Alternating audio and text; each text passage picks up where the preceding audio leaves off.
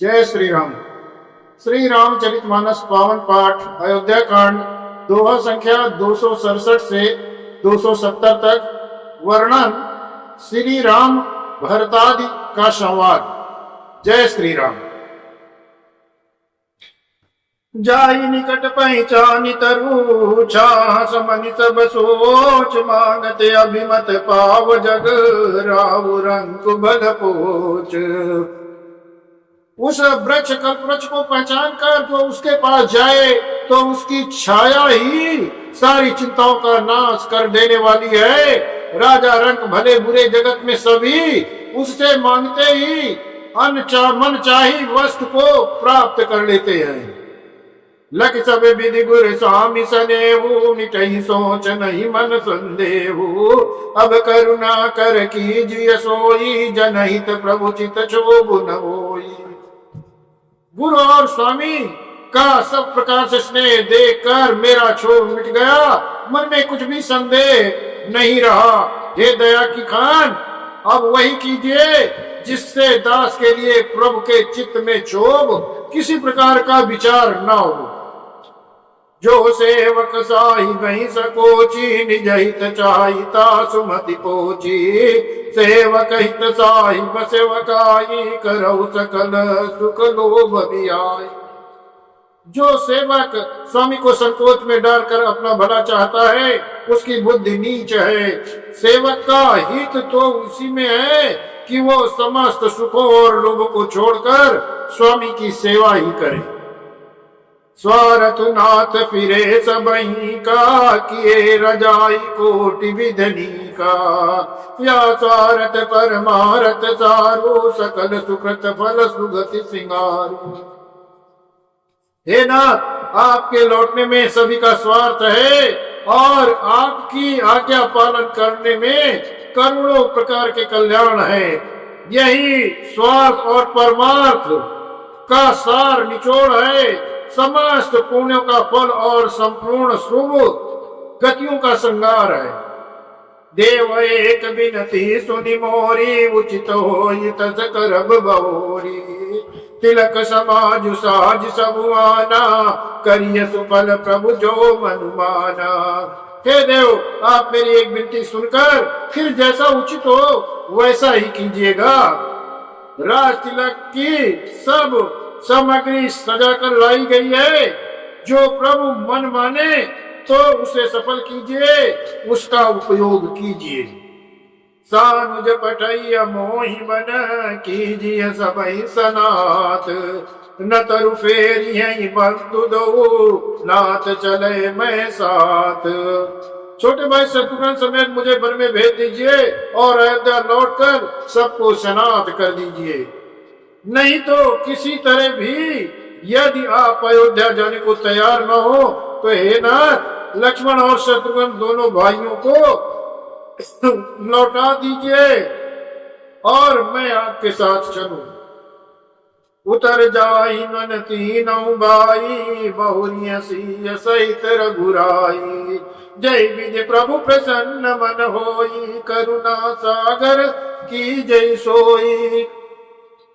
अथवा हम तीनों भाई वन को चले और हे श्री रघुनाथ जी, आप सीता सहित अयोध्या को लौट जाइए। हे दया के सागर, जिस प्रकार से प्रभु का मन प्रसन्न हो वही काम कीजिए। देवदीन सब मोहि अभारू मोरे नीति न धर्म विचारू। काऊ बचन सब स्वार्थ हेतु रात न आरत के चित चेतु।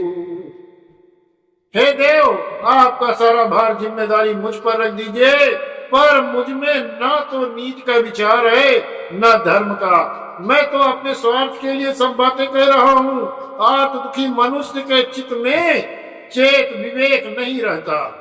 उतर दे सुनि स्वामी रजाई तो सेवक लखि लाज न जाई।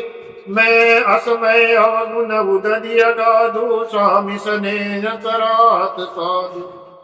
स्वामी की आज्ञा सुनकर जो उत्तर दे ऐसे सेवक को देखकर लज्जा ही लज्जा आती है। मैं अवगुणों का ऐसा था समुद्र हूँ कि प्रभु को उत्तर दे रहा हूँ, किंतु स्वामी आप स्नेह बस साधु कहकर मुझे सराहते हैं, मेरी बड़ाई करते हैं। अब कृपा न मई सो मत भावा, सकुच स्वामी मन जाऊ न पावा। प्रभु पद सपत कहु सति भाऊ, जग मंगल ते कहु पाऊ। हे कृपाल, अब तो वही मत मुझे आता है जिससे स्वामी का मन संकोच न पावे। प्रभु के चरणों की शपथ है, मैं सत्य भाव से कहता हूँ, जगत के कल्याण के लिए एक ही परम उपाय। प्रभु प्रसन्न मन सकुच तजी, जो जही आयत देव। सो सिर धरि धरि करी है, सब मिटी है अनबट रेप। प्रभु प्रसन्न मन सकुच तजी, जो जही आयत देव। सो सिर धरि धरि करी सब मिटिए अनट अवरेव।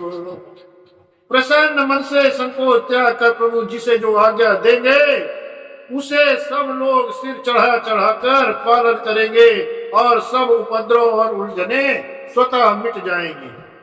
भरत वचन सुचि सुनी सुर हरते, साधु सराहि सुमन सुर भरते। अस मंजस बच अवध निवासी, प्रमुदित मन तापस बनवासी। भरत जी के पवित्र वचन सुनकर देवता हर्षित होकर साध साध कहकर सराहना करते हुए पुष्पों की बरसात करने लगे। अयोध्या निवासी असमंजस के बस हो गए कि देखे अब श्री रामचंद्र जी क्या कहते हैं। तपस्वी और वनवासी लोग श्री राम के वन में बने रहने की आशा से मन में परम आनंदित हुए। चुप ही रहे रघुनाथ सकोची, प्रभु गति देखी सभा सब सोची। जनक दूत तहियों सर आए, मुनि बचित सुनि बेगी बुलाए। किंतु संकोची श्री रघुनाथ जी चुप रह गए। प्रभु की यह स्थित मौन देख भारी सभा सोच में पड़ गई। उसी समय जनक जी के दूत आए। यह सुनकर मुनि वशिष्ठ ने उन्हें तुरंत बुलवा लिया। करी प्रणाम दिन राम निहारे, बेखु देख भय निपट दुखारे। दूत निमुनि बर बूझी बाता, काऊ विदेह भूप कुशलाता।